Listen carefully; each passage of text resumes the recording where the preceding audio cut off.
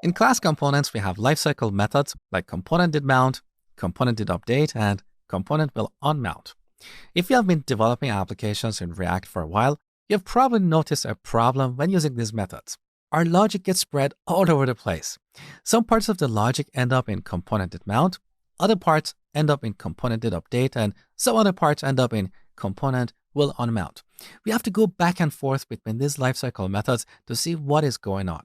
That is the problem with these lifecycle methods in class components. In function components, we have a single hook called useEffect that does the job of all these three methods.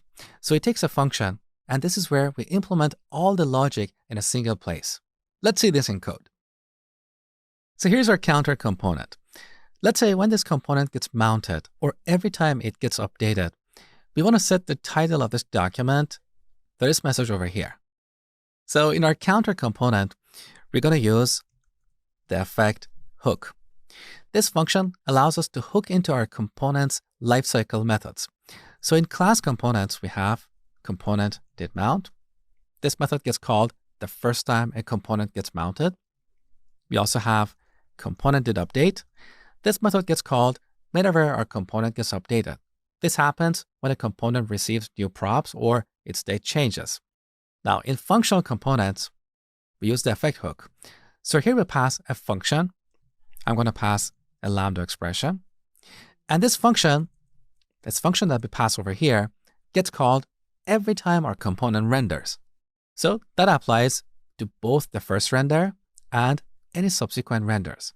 So with this implementation, all our logic will end up in a single place. It's not going to be a spread over two different places, okay? So here, let's set document the title.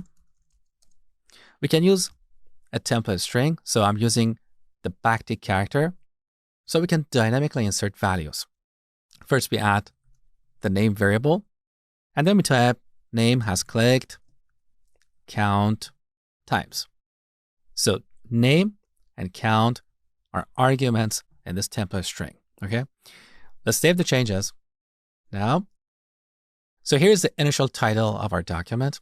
Now, every time I increase the count, it gets updated.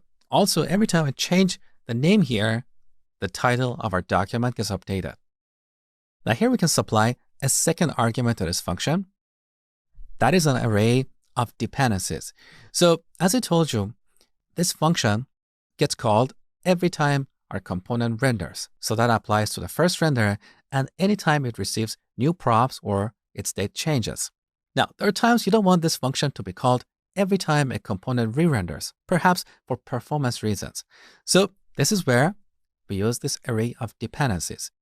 In this array, we list all the state variables that our effect hook is dependent upon. For example, if we add count, that means this function gets called only when the value of the count variable changes. So if we change the name, the title of the document is not going to get updated. Let me show you. So save the changes. So initially the count is 0.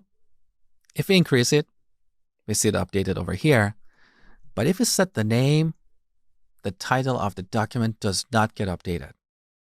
Because this effect hook is not dependent on the name variable. It's only dependent on the count variable.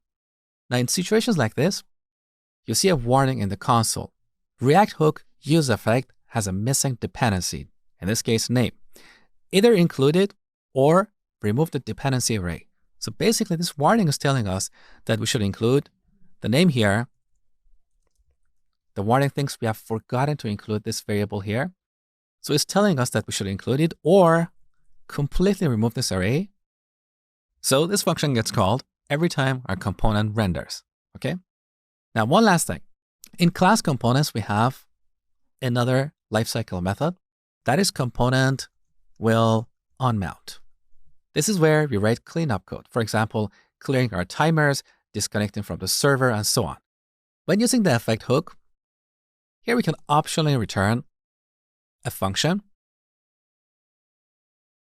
And in this function, we can write all that cleanup code. So any code that we previously wrote in component will unmount would end up here. Now with this implementation, you can see all the logic around a certain feature will end up in a single place. It's not spread over different lifecycle methods. So let me quickly demonstrate this. Console.log cleanup. Now, whenever we increase the count or change the name, we see a cleanup message. This is because this function has no dependency, so it's getting called every time our component gets re-rendered. And as part of this, React first calls our cleanup function. Now, there are situations where this could have a performance penalty. For example, you don't want to disconnect a network connection every time the user types something in a text box. In those situations, you can pass the dependency array to prevent this from happening.